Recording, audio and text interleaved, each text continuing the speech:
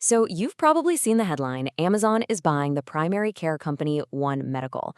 And yeah, on the surface, that's the story. But what we're going to do here is explore the much, much deeper game being played, the real strategy behind this massive move into healthcare. And right away, it begs the question, doesn't it? Why would a company that got its start selling books, a company built on cloud computing, suddenly want to get into the messy, complicated business of running doctors' offices? Now, you hear some initial theories floating around, and they make some sense, but I think they're missing the forest for the trees. So let's go a layer deeper. To really get this, we have to agree on one ground rule for our analysis. No slogans, only mechanisms. It's so easy to just throw out a buzzword like data, right? But that doesn't really tell us anything. We need to ask which data, used how, to create what specific value. Because, healthcare isn't like retail. It's heavily regulated, it's incredibly personal, and it is all built on trust. So we're going to stick to how things actually work, mechanism by mechanism. Okay, so here's our roadmap. Here's how we'll piece this puzzle together. First, we're going to look at the big picture, Amazon's constant, relentless need for growth. Then, we'll zero in on why One Medical was the specific front door they felt they needed to buy. From there, we'll get into their actual playbook, connect it all back to the Prime ecosystem, which, spoiler alert, is the real key. And finally, we'll talk about what this means for everybody else. All right, first up, let's put ourselves in the shoes of Amazon's leadership for a minute.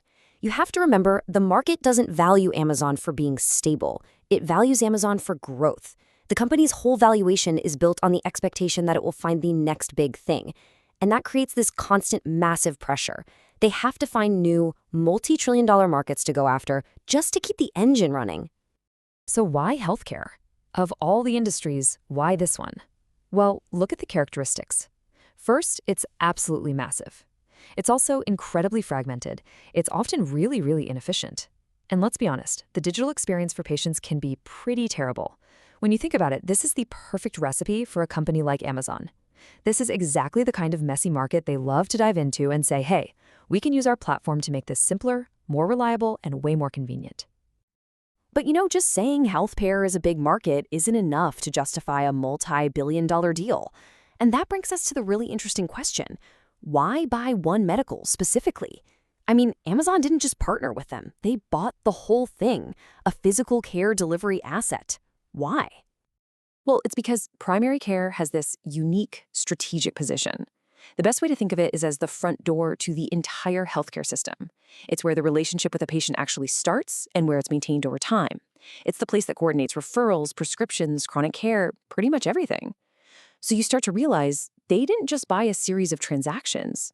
They bought a long-term relationship with the patient. So how would Amazon actually run this thing? You hear the term full stack thrown around all the time, but what does that actually mean here? Let's break it down into 3 really practical layers. This is their playbook in action.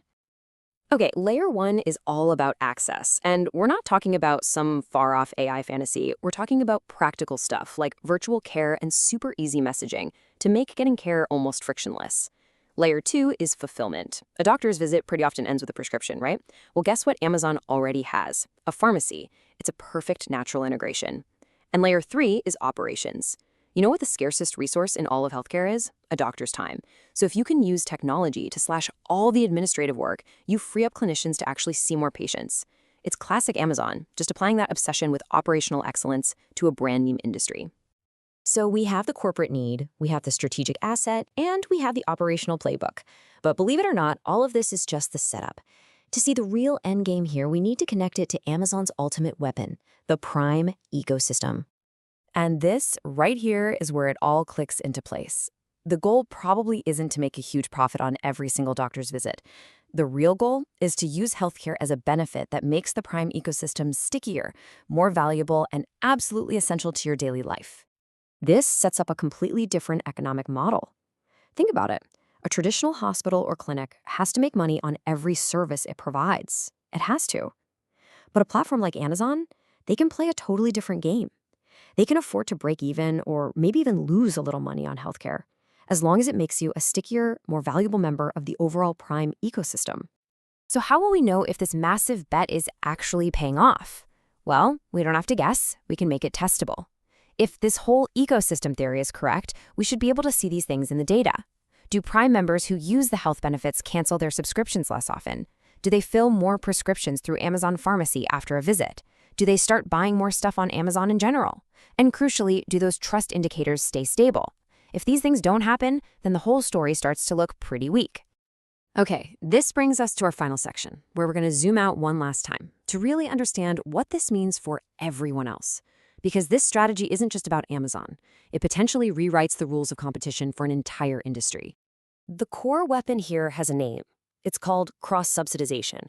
And all that really means is the ability to offer a great service at a really thin margin or even at a loss simply because you make your money somewhere else. And that is a fundamental threat to anyone who's playing by the old rules. So this leaves us with a powerful and, frankly, a maybe unsettling question.